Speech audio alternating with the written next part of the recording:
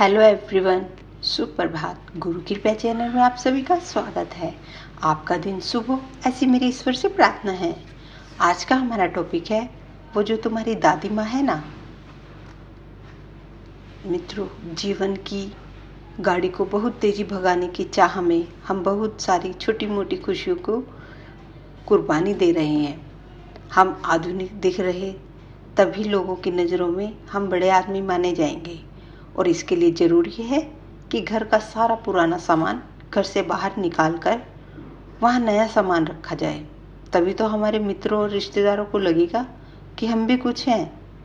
जब बात पुराने सामान को निकालने की हो रही है तो पुराने लोगों का भी घर में क्या काम। बड़े बूढ़ों की बेइज्जती करके घर से बाहर निकालने का एक रिवाज सा चल रहा है आधुनिकता के इस दौर में। एक घर में जाकर मैंने जैसे ही दरवाज़ा खटखटाया, चाहा तो अंदर से लड़ाई की आवाज़ आ रही थी। 11वीं 12वीं कक्षा में पढ़ने वाले भाई बहनों की दादी माँ गांव से उनके घर कुछ दिनों के लिए रहने आई हुई थी। दोनों भाई बहन कह रहे थे, क्या दादी, तुम जब से आई हो पूरे घर में बदबू आ रही है, कहीं बैठा ही नहीं जाता, और तो और तुम ढंग से कपड़े भी नहीं पहनती हो और न ही ढंग से खाना खाती हो। सच में हमें तो अपने दोस्तों से भी कहने में शर्म आती है कि हमारी दादी माँ आई है। तुम हमें यह बताओ कि तुम वापस कब जा रही हो।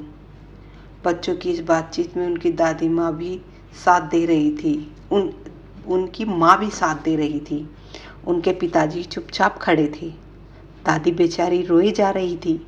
यह बातचीत बाहर से ही सुनकर भारी मन लिए मैं वहाँ से चली आई।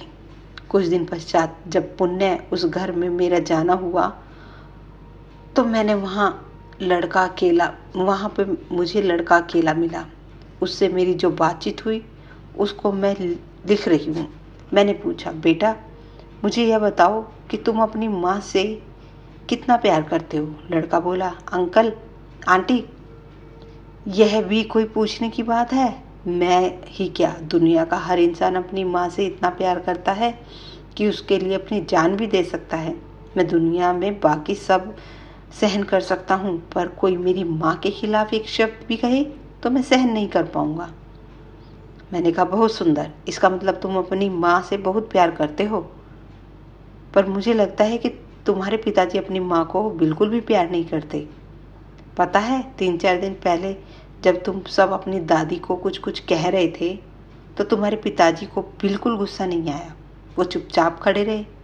मुझे लगा शायद वो अपनी माँ से को प्यार ही नहीं करते। वह लड़का गर्दन झुकाकर चुपचाप मेरी बात सुन रहा था। फिर उसने मुझे समझाया, शायद वो इसलिए चुप रहे होंगे कि वो थोड़ा सा भी बोल पड़ते तो तुम्हारे घर में इससे भी बड़ी महाभारत हो जाती और घर में शांति बनी रहे। वो चुप रहे।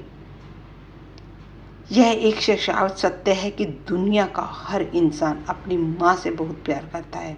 इसलिए अब आज से तुम एक बात का ध्यान रखना, यदि तुम चाहते हो कि तुम्हारे पापा तुम्हें और अधिक प्यार करें तो तुम अपने दादी व दादाजी का ज़्यादा रिस्पेक्ट करनी शुरू कर दो।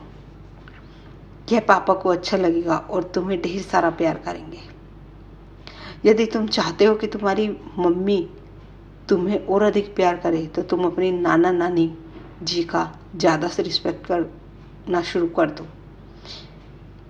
यह मम्मी को अच्छा लगेगा और उनकी ओर से भी तुम्हें ढेर सारा प्यार मिलेगा।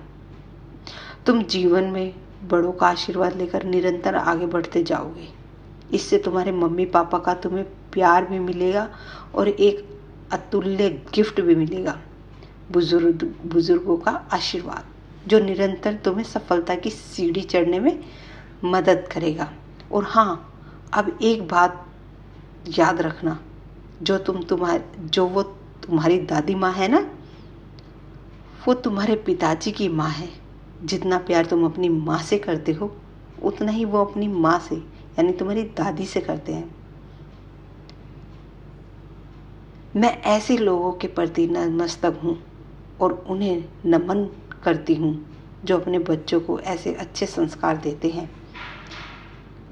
ऐसे नाता नातिन, पोते पोती आदि बच्चे धन्य हैं जिन्हें अपने परिवार के बड़े बुजुर्गों के मल मूल्य व कफ से घिन नहीं आती और खुश होकर सफाई के काम में लगते हैं, क्योंकि जिस पेड़ के हम अंश हैं ये उसी की जड़ हैं और कोई भी पेड़ अपनी जड़ की भूल कर हरा भरा नहीं रह सकता। अजीज भी वो है, नसीब भी वो है, दुनिया की भीड़ में करीब भी वो है, उनके आशीर्वाद से ही चलती है जिंदगी, खुदा भी वो है और तकदीर भी वो है। जो मस्ती आंखों में है मदिरालय में नहीं, अमीरी दिल की किसी महल्ले में नहीं, शीतलता पाने को कहाँ भटकता है मानव, जो है माँ की गोद में वो हिमालय में नहीं। अब मैं आपसे आगे लेती हूँ। धन्यवाद। खुश रहो, स्वस्थ रहो।